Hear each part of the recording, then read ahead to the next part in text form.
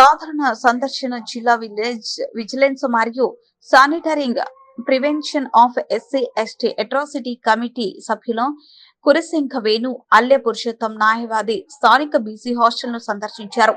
ఈ సందర్భంగా వారు మాట్లాడుతూ జిల్లాలోని కొన్ని హాస్టల్ విద్యార్థులను ముందస్తు సెలవులకి ఇంటికి ముందే పంపిస్తున్నారని విశ్వసనీయ సమాచారంతో సాధారణంగా సందర్శించగా బీసీ హాస్టల్ సంతృప్తికరంగానే ఉందని హాస్టల్ వార్డెన్ బక్షి నాయక్ అక్కడి పిల్లలతో స్థానికంగా ఉండడమే కాకుండా పరిసరాల పరిశుభ్రంగా ఉంచడం, ఆహ్లాదకరమైన వాతావరణంలో పిల్లల క్రమశిక్షణతో కలిగి ఉండడం చాలా సంతోషకరమని, మెనూ ప్రకారం భోజనాలు చాలా సంతృప్తికరంగా ఉన్నాయని, ఇలాంటి తప్పుడు సమాచారాన్ని నమ్మొద్దని, పిల్లలను సెలవుల్లో తల్లిదండ్రులు చాలా జాగ్రత్తగా చూడాలని వార్డెన్స్ ను, అలాగే తల్లిదండ్రులు కూడా చాలా జాగ్రత్తగా చూడాలని తల్లిదండ్రులకు పిలుపునిచ్చారు.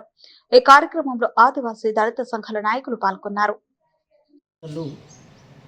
సెలవులు వస్తున్నాయనగానే ముందుగానే పిల్లల్ని పంపించి వారు హాజరులు వేయడం జరుగుతుందనే ఒక చిన్న ఇన్ఫర్మేషన్ తోటి విజిలెన్స్ కమిటీ మెంబర్స్గా రాయకల్ లోకల్లో ఉన్న మీ ఇద్దరం ఈరోజు బీసీ హాస్టల్ని సందర్శించడం జరిగింది. కానీ ఎంత సంతృప్తికరంగా ఉందంటే బీసీ హాస్టల్ చుట్టూ ఆహ్లాదకరమైన వాతావరణం, పరిశుభ్రత, పచ్చని మొక్కలు, పిల్లల యొక్క క్రమశిక్షణ ఆకర్షిస్తుంది.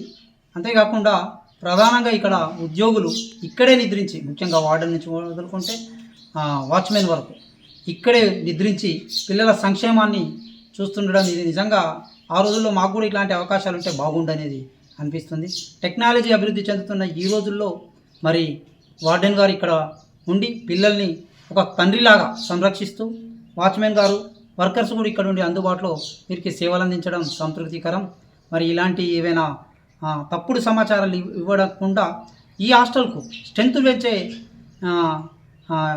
స్వభావాన్ని ఎంచుకోవాలి. ఇలాంటి అది కాకుండా చూడాలి. కనుక ఆనందకరం, అభినందనీయం. ఇంతకంటే ఎక్కువ చెప్పలేం. ఎందుకంటే ఇవాళ మేము నిన్నొకసారి రావడం జరిగింది, ఈరోజు కూడా మార్నింగ్ వచ్చి మెనూ ప్రకారం భోజనాలు ఇలా సాగుతున్నందుకు మాకు ఆనందం అనిపిస్తుంది. తల్లిదండ్రులు కూడా ఈ సందర్భంగా విన్నపం చేస్తున్నాం.